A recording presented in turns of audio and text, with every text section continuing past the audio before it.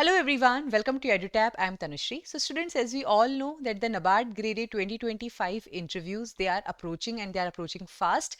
So at this moment of time, there are certain do's and don'ts for the NABARD Grade A interview, which I would like to share with you. And these do's and don'ts, they come from a very credible source, that is the retired GM of NABARD, JPS Bindra. He's one of the panelists on our interview board as well.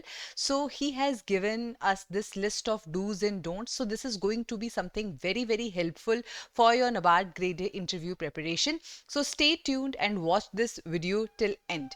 And students, before I start, I just want to make a quick announcement that currently on all our regulatory body courses, we are running a flat 77% off, and all our courses, they are going to see a price hike of up to 30% from 4th of April. So please enroll into these courses before the 4th April if you are interested to avoid the price hike.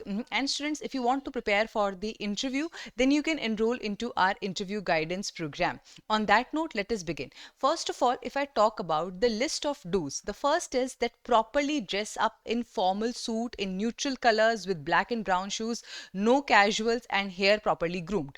This is the suggestion which Sir has given for the men and then for the male candidates, that if you are dressing up your hair, they should be properly groomed. Do not wear any casuals like a t-shirt or a jeans. Wear a formal suit in neutral colors with black and brown shoes. I have already given some of these tips to you, but since they are coming from a very credible source, it is my duty to share them again and to reinforce them again. Then the next point that Sir has stated is to look cheerful and fresh and have a good sleep a day before. So it is very much normal for us to feel nervous just one day before our interview, because it is such a big day for us. But it is equally important that you take a good sleep, you look fresh, you look cheerful. Otherwise, someone who wants to become an NABARD grade officer but is yawning in front of the board does not look like a very pleasant scenario. So please make sure that you have a good sleep before one day. Then, whenever you are entering the room, take permission before entering. Walk softly and firmly towards the chair and just stand there. Do not sit until you are asked to sit. And again, this is something I have already told you, that until and unless you are asked to sit, you should not sit.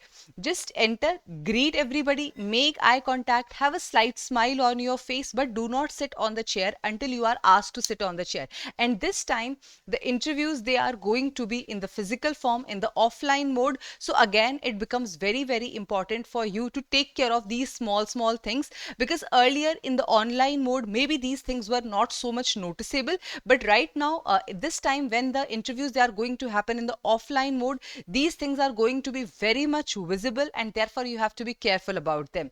Next is that sit straight with both legs straight on the floor. Do not keep your legs in a cross-legged position. And whenever you are sitting on the chair, when you are asked to sit on the chair, immediately say thank you to the committee, that okay, thank you sir for offering me the chair. Just mention a thank you. And while you are answering the questions, make contact with all the members who have asked the question, and not just to the member who have asked you the question, right? So basically, I'm trying to tell you that make eye contact with all the people who are there as part of the panel, and not just one person who have asked you this question. This will give a very impressive impression, and this will also engage the other members in what you are saying. And students, since the school time, we have this habit, then whenever we are asked a question and we are and when we take the time to think, so we often end up looking upwards or downwards towards the floor, right? ऐसे आसमान की तरफ ताड़ने लग जाते हैं जब भी हमें कोई चीज़ याद करनी होती है. So please don't do that. It looks very awkward in front of the interview panel. So whenever you are there in the interview room, if you are thinking about a question, just look straight. Do not look at the roof or do not look at the floor. That gives the impression that you are kind of nervous, which is again not a very suitable thing for the interview. Then, when you are answering a particular question, do not use the hedging words. And again, this is something very, very important for you to keep in mind, that while answering the question, don't use the words like I think so or I presume, because they make they make your answer look very uncertain. They make it look that you are not very confident about what you are saying. So whenever you are answering, please be very confident, please be very clear in your answer, and do not use the hedging words. Please do take care of this thing. Then please be very precise in your answer, prioritize the points in your answer, and do not give lengthy answers. Sometimes we end up repeating the same thing again and again. Do not do that. Please be very, very precise in your answer. That makes, that gives a very officer-like impression to the panel. Nextly, give logical answers, especially to the analytical questions. Again, try avoiding the hedging answers or I think so, in my opinion. If you are saying something that it is out of your opinion, then you should have a very firm opinion also. Don't give opinion or don't give answers just out of conviction. You should have a very firm reason or a firm justification to whatever you are saying as an answer to the analytical questions. Then, in case you are not sure of any answer but still have some fair idea about it, take permission. And this might be in the case that you are saying that, okay ma'am, you are saying that do not use the words, the hedging words, but what if I don't exactly know the answer but I have some fair idea? So in that sense, you can take the permission of the member that I don't recall the exact answer, but may I take an educated guess? So beforehand also they will be aware that okay, this person is making an educated guess, but you simply coming to the conclusions like I hope so, I presume so, this does not give a very good impression. Nextly, in case you want some time to recall any answer to your question, you can pause for 5 to 7 seconds with the permission of the member. These pauses should not be very frequent and should not be very long, right? So again, this is something you have to keep in mind that if you want to take time to think, you can ask the panel that, sir, can you please give me some time to think about the answer? You can pause for 5 to 7 seconds and then you can think, but make sure that these pauses, they are not too frequent. You are not doing it for every other question, and these are not too long either. It should not be a situation where you are taking a pause of say 20 to 30 seconds. Don't do that. Nextly, in case you do not know the answer, say this to the member that but do not make any wild guess, right? So for example, you are not able to answer a particular question. So instead of making any wild guess, just say that sorry sir, I don't know the answer of the question. Next is that don't get tense in case you can't answer any two consecutive questions. Be cool and reply next questions confidently. Now students, this is something I have talked in the previous videos also. And this is something I want to tell you here once again. Let me share an anecdote with you. And again, this is a repeated one. That in one of the UPSC interviews, the person, he has slightly mentioned about Myanmar in one of his, in DAF, somewhere he has mentioned about Myanmar. They ended up asking him first 7 questions directly on Myanmar.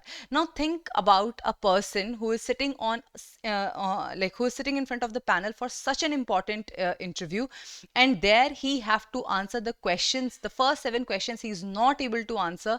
He have to answer them about some other country. Think of his mental state. But let me tell you students, those questions were not there to judge him. They were there to judge his answer on the 8th question when you are so much nervous. So even if you don't know the answer of any two consecutive questions, that's completely fine. Be cool, be relaxed. It's okay not to know the answers. Nobody know all the answers, right? So just be cool and calm down there, right? Now, what you have to study, there is one thing which Sir has also specifically mentioned, that whatever is your whatever your district is, read the potential linked credit plan, that is the PLP report of your district, and the state focus paper, the summary chapter of the state focus paper of your state. This will give you a fairly good idea about your home district and about your home state, which as an interview candidate you are supposed to know. Apart from that, it is very important that you know NABARD also very well, and for that read the NABARD annual report. The latest one is 2024-2025. So you have to read this annual report. Again, this is going to be very, very helpful, and this time I would suggest you do not read any summaries, the EduTap summary or any summary. Read the original report from the NABARD's website. All of this is available on NABARD's website. You can download it from there, but read the original report reports and do not read the coaching summaries, right? Now, students, let's talk about certain don'ts which you should avoid at all costs. And again, these are shared by the former GM, Mr. JP Bindra. So, the first one is don't come late. Whenever you are appearing in the interview, of course, this is the last thing you should do. Please respect the time of the others also, and don't come late. Please reach there on time. And this time, the interviews, they are happening mostly in the Delhi RO and the Mumbai RO. So, if your interview is, say, on the next date, please try reaching there one day before. That is very, very important. Then don't wear any casual dress, please. Especially the girls also, don't interrupt the interviewer whenever they are asking the questions. Please do not interrupt the interviewer. That gives a very bad impression about you. Next is that do not sit until a seat is offered to you, right? Please be very careful about this. Do not bring phones, and even if you are bringing them, either hand it over to your parents or someone who has come along with you, or keep it on silent or switched off mode, right? Do not exaggerate about your experience when they ask you about to introduce yourself. So in that case, do not exaggerate your experience. Yes, you should definitely mention about it, but do not brag about it. Then please avoid giving vague or complex answers. We have already talked about this in great detail. And then do not act arrogant or defensive. This is the last thing. Yes, you might be knowing certain answers, you might be having opinions which are different from that of the panels, but there has to be a very constructive way of putting them forward. Please do not behave in a way which looks arrogant or defensive, because the interview panel which is sitting there in front of you, their working experience is more than your age. जितनी आपकी उम्र नहीं है उससे ज़्यादा का उन्हें working experience है, काम करने का तजुर्बा आपकी उम्र से ज़्यादा है उनका. So please in front of them do not try to be over smart और एरोगेंट और defensive. That gives a very, very bad impression. Yes, again I'm telling you that you can have a opinion different from that of the panel, but there has to be a very constructive, there has to be a very decent way of putting that forward, and please practice that. Now here students, a lot of you also feel that ma'am, we are not very good at communicating, so how to improve that, how to improve those skills of ours. So here what you have to do is that do a lot of mirror practice. So you must be reading the PLPs, you must have filled your DAF by now, your NABARD's annual report. As part of our IGP course, you have the interview transcripts of all our selected students. So prepare the answers, right? So prepare all the funds, the functions and everything of the NABARD, and prepare these answers by doing a lot of mirror practice. When you do the mirror practice, you exactly know what your hand movements look like, what your eye contact look like, right? How confidently are you giving the answers. So this is one practice that you can do apart from giving a lot of mock interviews. Mock interviews, their suggestions, they are again going to help you a lot in deciding that what are the key areas where you need to make the improvement. So these were few do's and don'ts that I wanted to share with all the interview appearing candidates. Students, I hope this video was helpful. I'm going to end this session now, and if you are interested, you can join our interview guidance program.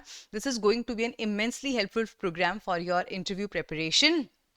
And students, for those of you who are preparing for NABARD 2026 exam, currently a flat 77% off on all our regulatory body exams is going on. You can use the code one time 77, and this is the best time. Like if you are a serious candidate and if you seriously want to enroll into our courses, this is the best time to do so, because from 4th of April, all our courses, they are going to see a price hike of up to 30%. So to avoid that scenario, if you are really interested, this is the best time to enroll. On that note, students, I'm ending this session here. Thank you so much, and I wish you all the very best.